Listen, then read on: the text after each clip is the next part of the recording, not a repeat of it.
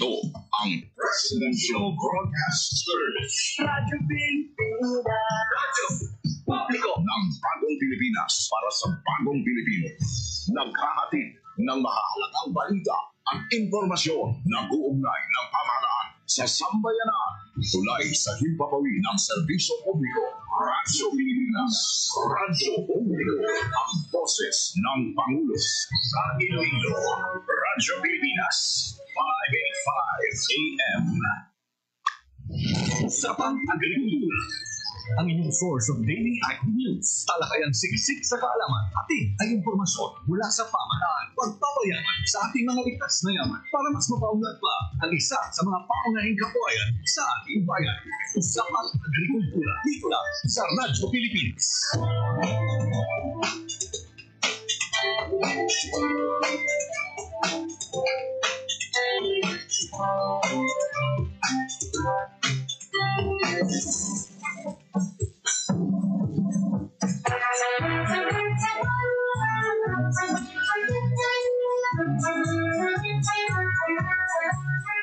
Maayong aga sa mga tagpalamati sa atong mga tumalanaw over Facebook Live and ang full frequency sa atong radio station.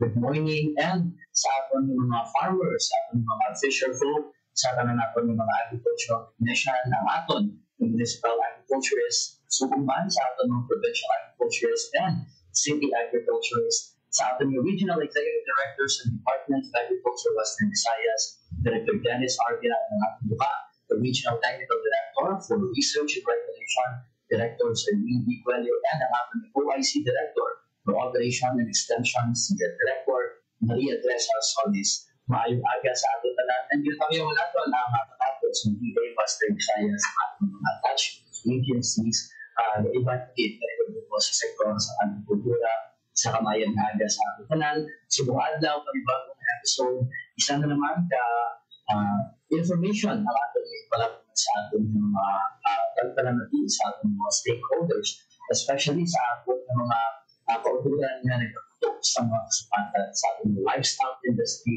maging mapinislan at maging episode is because we paupod natin ang next in rank veterinary quarantine officer sa Bureau of Animal Industry, si Dr. John Roel C. Delario. Subong man maupod natin ang veterinary quarantine officer sa Veterinary Quarantine Station 6, si Dr. Pearl Joy D. Derawa. Maayong aga sa ating tanong. Magkanamiyo sa ating mga listeners. Yes, sir. Good morning. Sir, good morning. And of course, on behalf of Dr. Nilo Pilingayan, ating Regional Veterinary Quarantine Officer under Bureau of Animal Industry, Veterinary Quarantine Region 6. I am once again Dr. Januel Hilario, the next in Region 6. And kaya akong tanan sa maayong aga. We are very glad to be here. We are very glad for this opportunity to present our regulations for the evening of our farmers who are shipping their commodities. Okay. Good morning. Thank you, Sir John. Thank you din sa taga-DA Raffle sa paghatag sa kinagalingan sa amon sa bunga-aga na ma-share mo naman ang mga regulations naman sa Bureau of Animal Industry Veterinary Quarantine Services Station 6 and ngayong aga man sa tanan natin yung mga tagpalamti sa mga aga. Yes, sa istorya natin sa mga nagawa natin na local shipping permit online sa Bureau of Animal Industry sa yung malangkot ang mga sapat o klase sa produkto ang kalakip nga gatinanglan kuhaan sa bago local shipping permit o kung ang ating LSP para sa ating mga viajeros. Yes, sir. Siguro sa actually the commodities that Sir Noor covers ang ating issuance of permit under the Bureau of Animal Industry, medyo na mo siya. But I think we'll categorize into 4 na lang din para mas hapos matandaan sa itong tagpalamati. So number one, commodity number 1 will be live animals. If gadala ka sa mga breed, kasapatan, kinanglan mo magkuha ng permit. Ikaduha, kung gadala ka sa ilang mga products, animal products, such as karne, or such as itlog, or gatas, kinanglan mo magkuha ng permit na siya. Also ng mga meat products and commodities, kinalaman ko sa permit. And lastly, of course, animal byproducts. Magkita animal byproducts, siya ang commodities or products from animals na ginatong makaon, such as, for example, ilang mga skin, mga hide, o mga leather, ilang mga chicken dang ato, na ginagamit ka sa buno. So those are the commodities that if you're planning to transport those commodities, kailangan din po sa aming ang permit. Yes, and ang next other question, so ano naman ang primary document o kung requirements, mga basic na mga kinakailangan ng mga kuha sa LSP? Okay, sige. May ginatawag ito, sir, na the Administrative Order number 5 series of 2019. Ano na siya, sir, ang guide naman kung mag-ship kita sa animal. So, una sa mga live animals natin, kung mabiyahe ka sa mga dogs and cats, mga kambing, mga baka, carabao, importante, mayara kitang mga veterinary health certificate kung nakuha nila sa licensed veterinarian. Ikaduha, sa mga meat products nito, importante, may ara sila madala nga Certificate of Product Registration from the Food and Drug Authority, and then may ara sila LTO or License to Operate from the FDA. Sa mga naman mga frozen meat na naton, importante may ara sila dala nga meat inspection certificate from the National Meat Inspection Services. Kung nga ang karne is local source or dili sa mga slaughterhouse na siya pangkuha or sa local supermarket. And importante, kung international man niya, halin ang karne, importante may ara sila dala na certificate of meat inspection from the National Meat Inspection Services. However, sa mga meat naton, same lang na sila, CPR, ag LTO from the FDA. And then, kapag ang client naton, may dala nga po kasalubong din na less than 10 kilogram na for consumption nila ng mga karne, importante may ara sila dala lang official receipts o kung diin nila bakal ang cooked meat niya ina. And you mentioned yung ginagawa ang online system mo. Ano naman ang ating proseso sa online submission sa mga dokumento sa BAI online system? Kaya sa una, manual ang issuance natin sa local shipping permit. Si client, nakalito sa office naman, dalon ang iyong mga requirements, issuehan naman sa local shipping permit. Sa subong, nag-una ang ating proseso, na ginatawag na kita nga online local shipping permit issuance system. Sa sino makaagi, hindi naman kadto si client sa opisina naman as long as may ara siya requirement, secure, mas hindi man siya, pag may ara siya internet connection, makakuha gid siya, maka-apply gid siya online. So may duha kita ka process, ano na ang account registration, ang una nila nga step. So first step nila, importante may ara lang sila active email address and password. So, malagin lang sila sa nvqsp.bai.gov.ph. I-fill in lang nila ang mga basic information kag send. Ang next step sila is masend na si BAI for account confirmation. So, i-check ni client ang ila inbox sa ila email or sa spam nila. Dira na ang ma-click ang confirmation hindi padala ni BAI. So once confirmed ng email, username and password, ang third step na is ang application process. So kadto kagihapon sa nvqsb.bai.gov.ph, i-login mo ang imo active email account, i-register ka din na kag ang email password, and then i-fill up natin ang mga basic information natin kag ang mga shipping details natin. After sina, i-attach natin ang mga requirements na ginapangayo sa DAAO 5. And then after sina is isend the dal natin. So from there, mabato na sa system naman and kami sa BAI ang ma-review and ma-approve na dahil sa local shipping permit nila. And speaking of approved, ano naman ang criteria sa pag-approve o pag-deny sa BAI 6 application system? Kung sa pag-approve sa ating shipping permit, importante, compliant na sila sa DAAO 5 na ginapalayo ang mga requirements. So, pag-comply sila, approve sila. Once ang mga cases na nagkakadinay ang ila application is, for example, kulang ang ila documents na attach. Ikaduha, sila ang na-indicate nila na shipping details, kung sala man ang documents na attach nila, or probably may error sa documents, o di kaya expired ang documents na attach. Ano na ang kaso na nagkakadinay ang ila application. So, ano naman ito ang kita, for example, for some instance, kung sa online application. So, once mabato na sa aming application nila kag-review naman and kita naman na may ara sila sa ila application, automatic, may ginatawag na return to sender. Ang application, mabalik kay client, and then may comments na siya halin sa BAI. So, for example, nag-ship ka bisang dog, And then sa documents mo, wala mo ma-attach ang veterinary health certificate kag ang vaccination record niya, ma-comment lang dito si baing, please attach your veterinary health certificate or the vaccination record. So, kinahanglan si client, ma-comply na siya. And then, i-submit na liwat ang i-application para ma-review liwat. And speaking of time frame, ito kan pagdidayon o kanang time frame para sa pag-proseso ng application pagkatapos ma-submit sa online local system, yung online local shipment permit system. So, may ara kita 2 days na processing para ma-approve ang local shipping permit nila. Ang schedule for review and approval sa permit natin is from 8 a.m. to 5 p.m. So, kung din-apply natin ang ating local shipping permit at 8 a.m., before 5 p.m., may ara ang kita status ng ating local shipment LSP. So,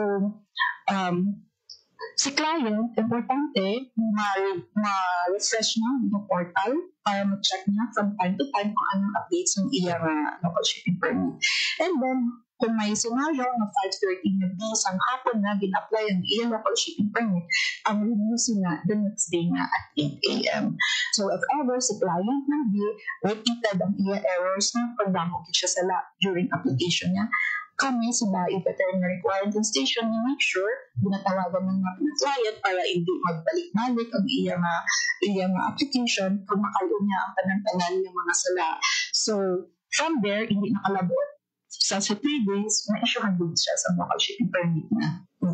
At sa akin naman paano naman sila makuha isang permit number o reference code na bibigyan nila dito sa port na nila. Okay.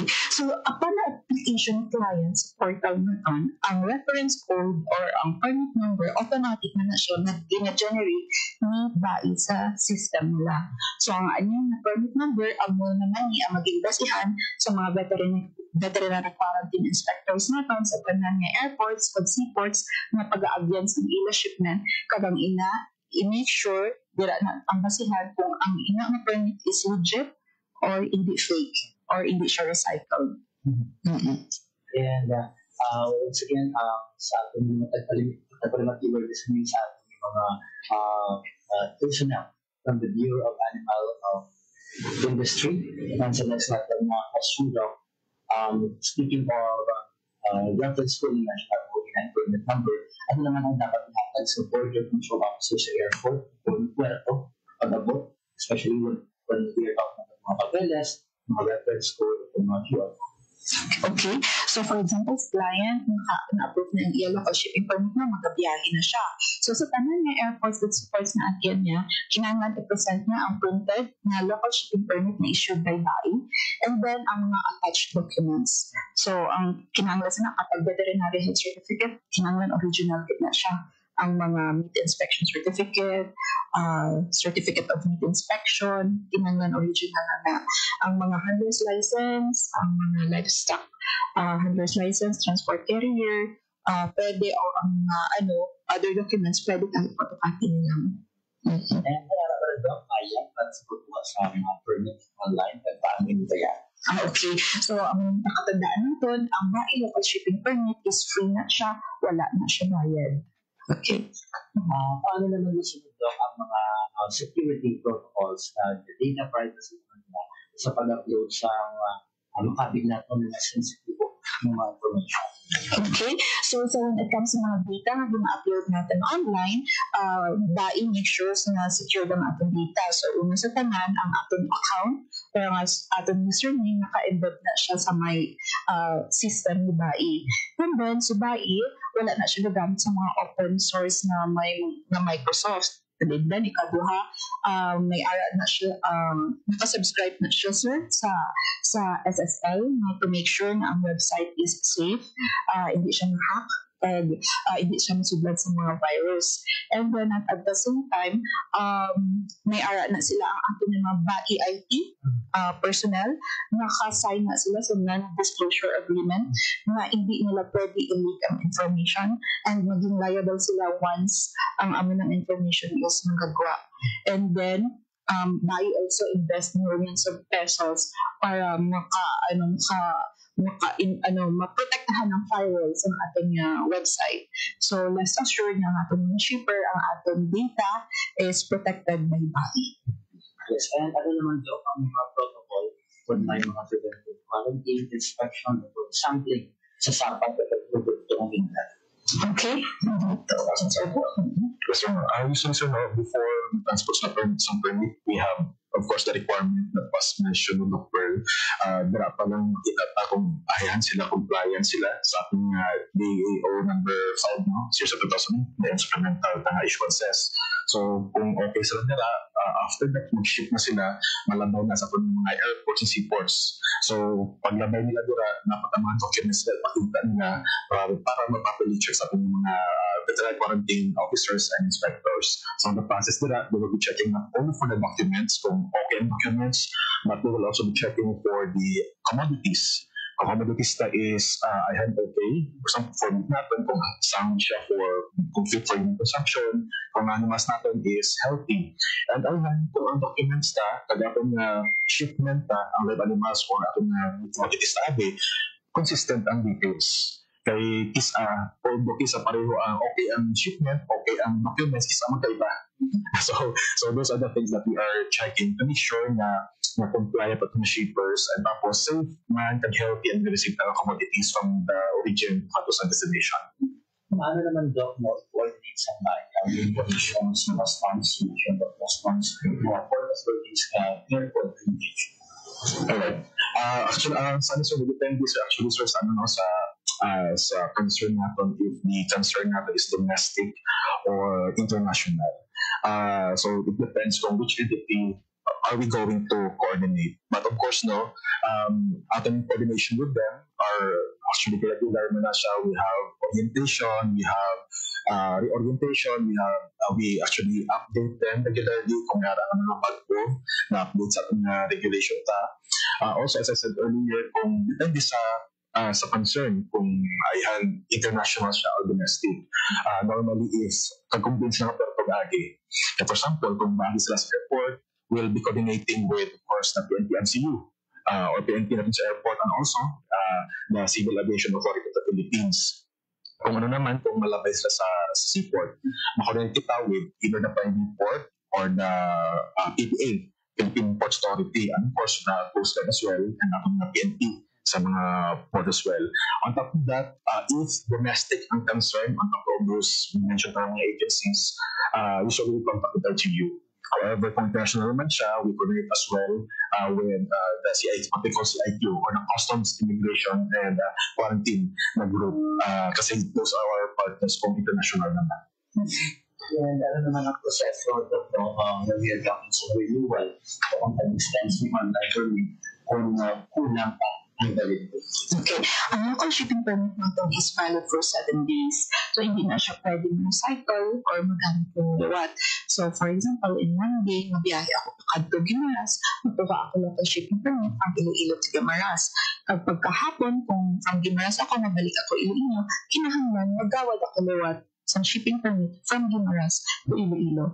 Ang mga requirements na gina-attach nila is kinahanglan mag-uman.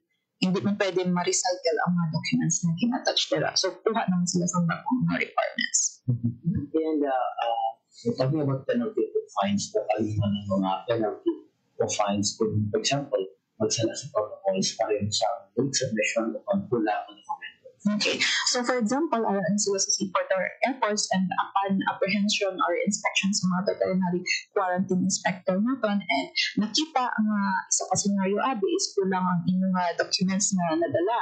So, paghahatagan ka sa within 24 hours para masettle na mga minor violation na makahatag kami consideration.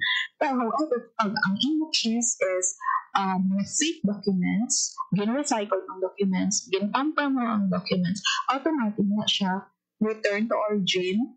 So, return sa ginhalingan niya ang among nagiging sanction dira. Or ang ina return to origin, ikaw na mabayad sa shippers sang gastos na pagpabalik na sa animals. Pero kung hindi ka magsubot, hindi ka magbayad, di automatic kang veterinary quarantine officer to confiscate na naman kag i-dispose ang animals or products na na-apprehend naman. So, from there, mga serious violation, like for example, upon inspection naman, nakita naman yung may sakit ang animals, although may mga documents siya, automatic confiscation na siya, card disposal. Kahit kung may sakit ng sapat, hindi naman pwede release, kaya man ang magiging source of maglakta ang sakit. And at the same time, kung ang mga kanya, ang inspection natin, medyo mag-green na or medyo daming notes na or hindi na, nagbakot na, automatic confiscation and disposal ang among nagiging sanction nila. So kung ikaw, nakakommit ka sa various serious violation, ang among sanction na pwede na siya na mag-blacklist ikaw, hatagan ka naman sa show cause order, and then pag na-prove na guilty ka, pwede ka mag-blacklist na ni BAI. So yung blacklisting, hindi ka na allowed to ship or to transact on any transactions of Bureau of industry. So, ano na siya, sir? Yes, once again sa ating mga listeners, online, sa ating viewers sa Facebook natin, they have an ating bisita subo from the Bureau of Animal Industry, si Dr. Richard Ruiz, si Next Rank Veterinary Quality Officer sa Veterinary Quality Station 6, the Western Visayas, subungan si Dr. Pearl Joy Drama, Veterinary Quality Officer, Veterinary Quality Station 6. Alasin na lang mga dok, ano dyan kung ma-advise lang sa atin ng mga tayo. Once again, thank you so much for this opportunity, and we have Dr. Nilo Pingaya. We would like to thank DA Raffis, and of course Sir James, and also our Red, Sir Dennis Arpia, for having this opportunity to, of course, once again broadcast and update everyone's regulation about as far as live animals and animal products is concerned. So, maraming salamat for this opportunity, and hope we will be aware and also will be able to be compliant lang sa regulation to avoid those violations mentioned earlier by Dr. Okay, sige. Okay, thank you din sa kanya pagpalamati sa bunga aga. Kung may araw pa ka mo dugang pamangkutanon, open din ang amon niya Facebook account. Pwede niyo siya i-follow pag i-like. Veterinary Quality Services Western Visayas.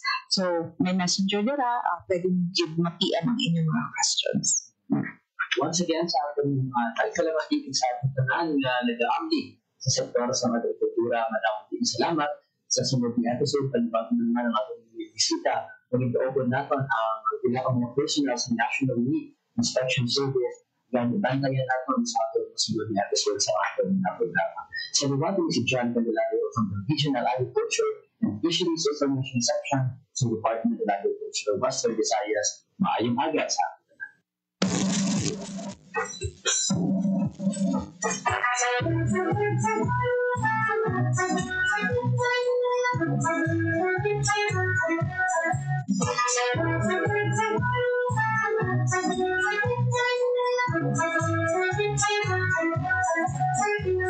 It is common among families, especially in the countryside, to own several hectares of land. Mostly were inherited from the older generation and passed to the later generations. However, as time passes by, only a few of the current generation would have an interest on the vast land they have inherited.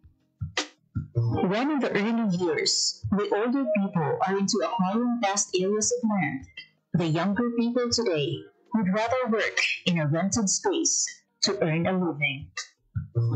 This is the case of husband and wife Jose Ray Dupon, a seaman by profession, and attorney Emmeline Arboleda Dupon, a former Captain's General and the founder of the Tree Huggers Movement Incorporated, who owned a few hectares of land but would eventually buy the portions owned by their immediate families.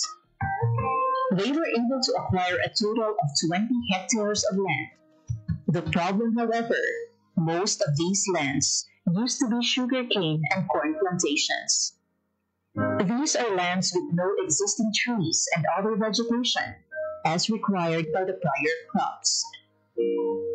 Seeing the sorry state of the land, they decided to start planting it with fruit trees, and with the help of a friend who offered them seedlings of cacao trees under a pay-later scheme, they made the first step of what is now a plantation of more than 3,500 fruit-bearing cacao trees, covering at least 4 hectares of land, and the planting continues today. They have also started planting other fruit-bearing trees. As Jose would say, they planted the cacao trees without any prior knowledge on how to take care of the crop and how to manage it. During the pandemic, Jose decided to stay for good and get serious with blooming and cacao planting. He attended several trainings about cacao management and value-adding products. This gave birth to the Dariagan Alboleda and Bipon, or Dad's Farm in Barangay Urgia, Maayon, Capiz. He encouraged his immediate families, who also own lands, to plant cacao trees, and the farm workers in the farm are his relatives, giving them the opportunity to earn income without staying away from their families. It was not a smooth sailing experience, however. They were learning along the process of planting the trees up to its fruit-bearing trees. Typhoon Agaton back in April 2022 battered most of his cacao trees, which made Jose frustrated. It was in one of the trainings sponsored by the Department of Agriculture Western Visayas. Jose's passion reignited after one of the speakers told him to consider his losses as an investment. While they have started producing tablea back in 2015, Jose and Emeline decided to start producing chocolates in 2022 after he retired working overseas. Today, Ogia, the chocolate brand, which got its name from their barangay, is seeing supply around Capiz and Iloilo. They have also brought their chocolates to Manila, especially during exhibits. Siyempre, gid lang ang nagtulod sa akon na magbunti untat sa pag-OFW pagkasiman tungod sa pandemic. Doon na hadlok man ko nga at the time na grabe gid ang infection sa all over the world. Nag-decide na lang gid ko nga maguntat kay tuod nakita ko naga-fruit na ang among mga gitanom nga kakao ang matamat na dadamo. Dito na ko nag-umpisa dayon nga ibalik namon ang tradisyon sang pagubra sang tableya. At the same time, dito na ko naga-research upod sa mga taga-DA to add value sa kakao. So dito na umpisa na ang paglantaw ko sa fine chocolates na bean to bar. Sa umpisa, ang bulig na una ginhatag sa akon sa DA is encouragement. Tungod nga nakaumpisa na kami, gindugangan na nila ang amon nga mga knowledge sa pagtanong, sa pag-propagate paged, kag ang isa paged is may mga interventions na sila like mga seminars. Dito ko na-appreciate ko gid ang mga seminars kay kadamo-damo gid ko natunan. Aside from that nga hindi gid ko nagdako sa uma, city boy ako ya. So wala gid ko idea. Ang DA lang gid ang nakahatag sa akon sang basic knowledge. Kada dito man nag-umpisa ang akong love sa pagpanguma, no? Hindi lang nga mahambal natin nga doon napilitan lang, kundi nga nagustuhan ko gid kag nahiligan ko na ang pagpanguma. Tag ang DA, madabo na sila sa pangatag sa ako ng mga sa amon nga pag harvest ining mga tree namon, ang mga water impoundment namon ining mga drums, ang rotavators, greenhouse, technical support, kag ining may mga ginahatag sila nga mga abunuman. On the other hand, their production averages 1,000 bars a month. They are now producing 70% dark chocolate, milk chocolate, dark chocolate with nuts, milk chocolate with nuts, white chocolate with cacao nibs, and keto sugar-free chocolate. In the recently concluded Cacao Congress in Cebu City, Dad's Farm Chocolate placed third in the Philippine First Flavored Tableya Making category out of 25 MSMEs in Waterfront Hotel Cebu last July 29, 2024. He infused red mullet or oven-cooked salmonete and nipa syrup in his Tableya entry, proving that the chocolates produced in Capiz are now at par with the quality of other established producers across the country. Through the High Value Crops Development Program, or HVCPD, of the Department of Agriculture Western Visayas, Dad's Farm received additional farm support and implements. HVCPD provided them a rotavator, greenhouse, solar plastic, and drums for water storage. These, along with several training programs on cacao production and value adding, are in place as part of the continuing support of DA Western Visayas to the cacao farmers. The region produces around tons of cacao seeds every year. Its growth has helped propel the agricultural sector as one of the main economic drivers in Western Visayas. This is your Department of Agriculture, Western Visayas.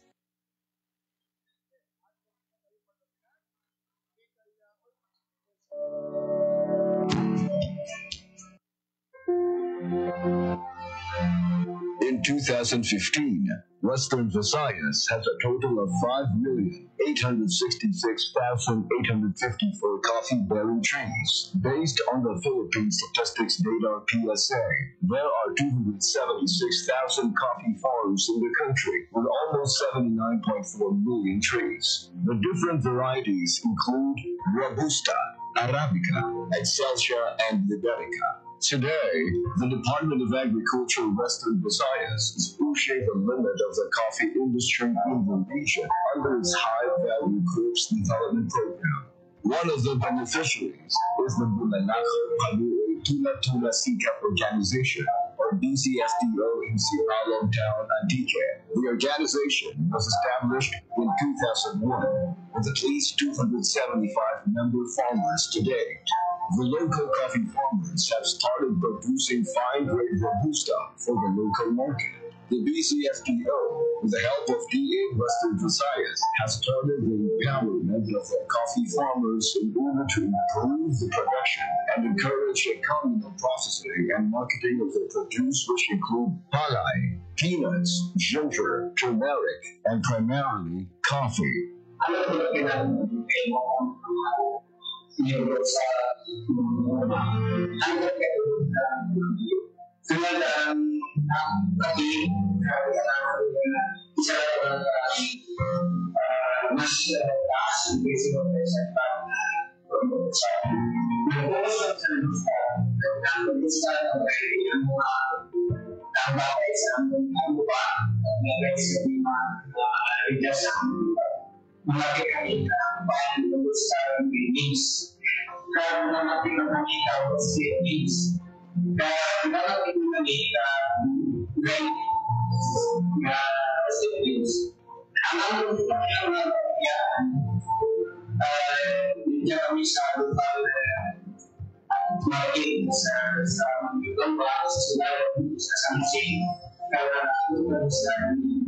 The group has now evolved into a much bigger organization with members coming from nearby barangays like Bulalakaw, Tola-Tola, and Kaluoy. In order to sustain a better production, DA Western Visayas has provided its members with minimum chainsaws for pruning, depulpers, and other tools like solar dryers and UV-treated films for drying of coffee seeds. Trainings in several stages of coffee farming and processing were initiated in order to provide the farmers with needed knowledge.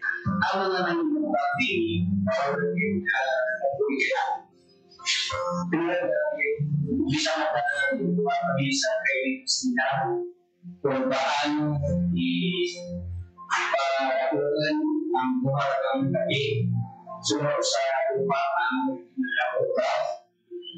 kaya perubahan na di susunod na sige, ano na ang indicators na pang-growing, tapos na pang-revolution, sulat tayo, tapos sa mga may tutunan niya sa Sabbath, tapos kaya ang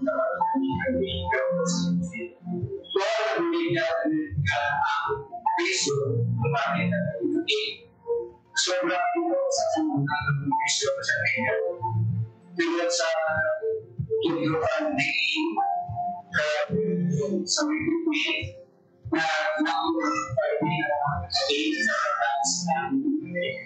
The coffee products of Sipagan has reached Iloilo and other provinces with the help of DA6 as market linkages are instituted in order to provide a sense of sustainability and security among the farmers. The rise of coffee shops and cafes around the region has provided greater opportunities for the coffee farmers.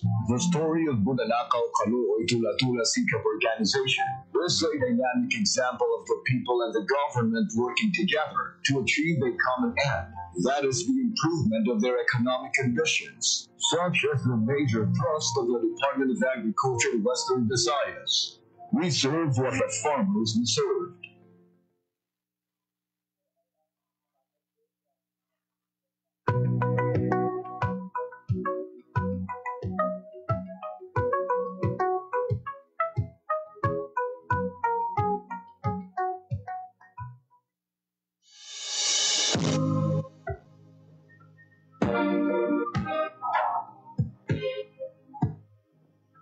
Sprang from a dream to restore the livelihood gravely hit by Super Typhoon Yolanda in 2013, Tabok Fisherfolks Association, or TAFA, came about equally carrying a burning commitment to work up their way to recovery. TAFA, in its budding year, started with 112 members upon establishment in August 2013.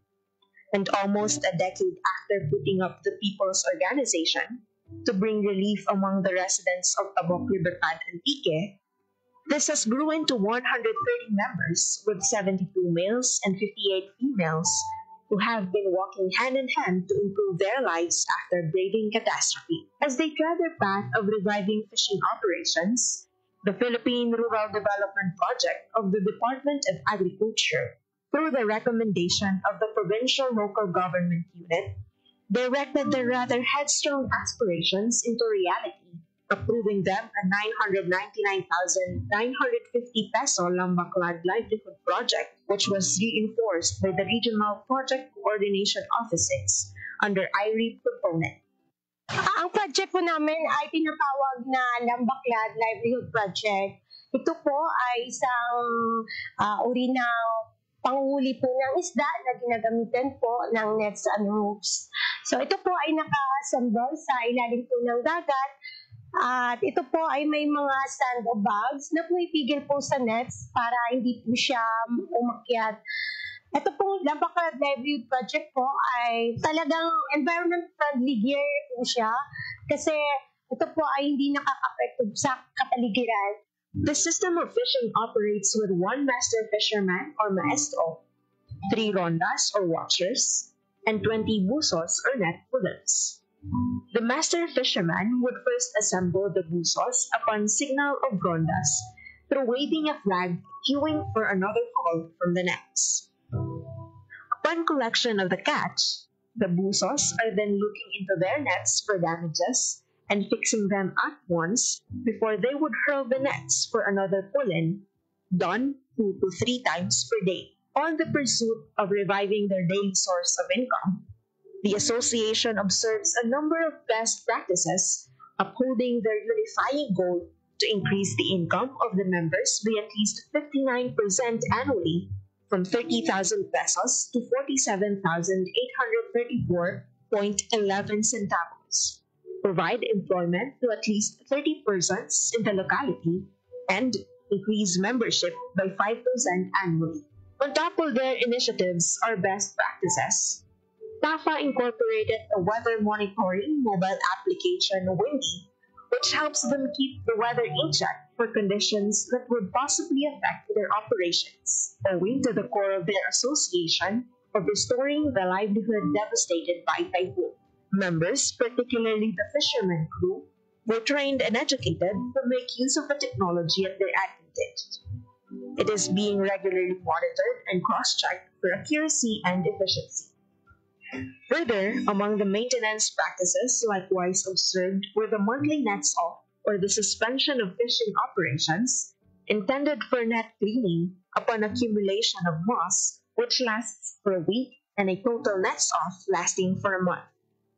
Ang lambaklad po ay nagsisimula po siya ng January to May.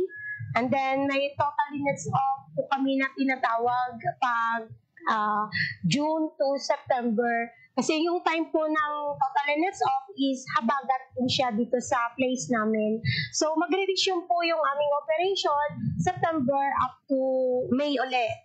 Tuwing total nets off po, bali ang ginagawa po ng aming mga members ay ang kumpunin po yung aming mga nets, lilinisan po siya, tatanggalin po yung mga lumot, at i-repair po yung mga balsa, yung aming mga pamboat kung may sira po, para po maka-prepare din po para sa operation po namin sa susunod po na mga buwan.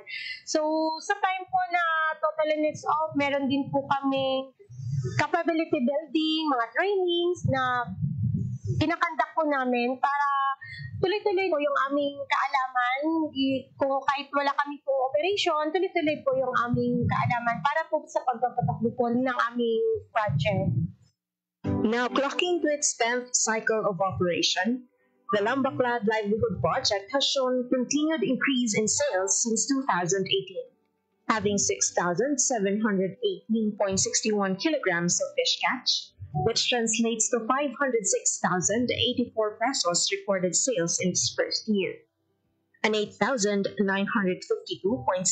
kilograms of fish catch, translating to 995,221 pesos in 2019, and 9,971.85 kilograms of fish catch, which translates to 1,138,652 pesos in 2020, and 11,485.45 kilograms of fish catch, translating to 1,579,948 pesos in 2021, and 33,340.30 kilograms of fish catch, which translates to 4,380,256 pesos in 2022, respectively. Being an established organization, profit-sharing scheme is being employed with the association, firstly compensating the rondas on duty for the day with 10% from the gross sales, whereas a weekly 30% are utilized for the fishermen crew and the remaining 60% for the association share. With TAFA's civil society organization accreditation, various grants from the regular programs of the Department of Agriculture came their way and have been an additional income-generating ability among its members. Few of these are trading capital assistance amounting to 332,100 pesos under the DA AMAD 6, various support to enterprises, supplementing the trading capital for fish buying and selling activity of TAFA last November 5, 2021.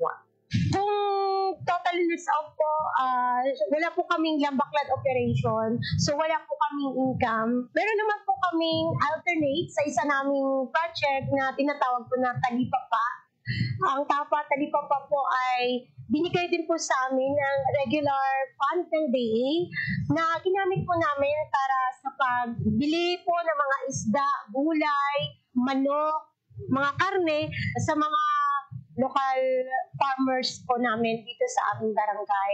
Yung purpose po talaga niyan is para makatulong din po sa aming mga local farmers na mabili po ang kanilang mga produkto. Nakakatulong din po yung aming Talipapa project para po sa community po namin kasi medyo malayo po kasi yung place ng bayan po namin na pumunta pa sila doon para bumili po ng kanilang mga kailangan sa kanilang mga bahay. Dahil meron na po kaming talipapa, usually dito po talaga bumibili, lalo na po yung mga members po namin. Tanatangkilik po talaga at ng mga kalapit po namin ng mga barangay. This is coupled with the enhanced Kadiwa ni Ani at Kita financial grant assistance under Type B category or logistical support, amounting to 1 million pesos for the procurement of their own delivery truck to address the challenges in delivering their product to the market due to frequent lockdowns during pandemic. And in 2023, another enhanced Kadiwa grant amounting to 1,500,000 pesos for the procurement of equipment, materials, and labor for the expansion and operations of Lambaclad Enterprise is underway. For the expected expansion of the enterprise, it aims to employ another 20 fishermen and would open employment among the residents of Libertad Antique. Notably, as the association eyes for sustainable livelihood, they allocated 40% of their income as contingency fund, as maintenance of their fishing equipment, and as allocation for the planned expansion of the livelihood project. Para po sa aming contingency plan, meron po kaming nakalaan po na 40% mula po sa aming gross sales. Ito po ay tinatabi po talaga namin para po may magamit po kami sa maintenance po ng aming Lambaclad project.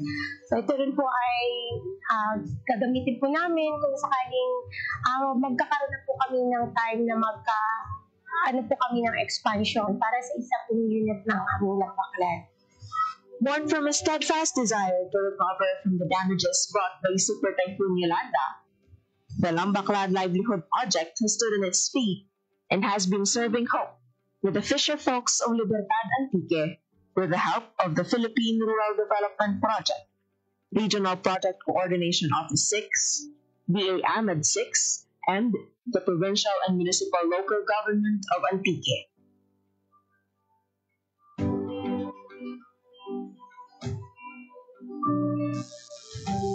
Hatid ay balita, impormasyon at sari-saring kaalam tungkol sa sektor ng agrikultura sa ating bayan. Usapang Agrikultura kasama ang Department of Agriculture. Alamin ang mga hakbang ng administrasyon para mas mapaunlad pa ang iba't ibang industriya agrikultural at pakinggan ang mga proyektong handog sa mamamayan upang mapalago ang kanilang mga kabuhayan. Usapang Agrikultura, Lunes hanggang Biyernes, alas 5 ng umaga, dito lang sa Radyo Pilipinas.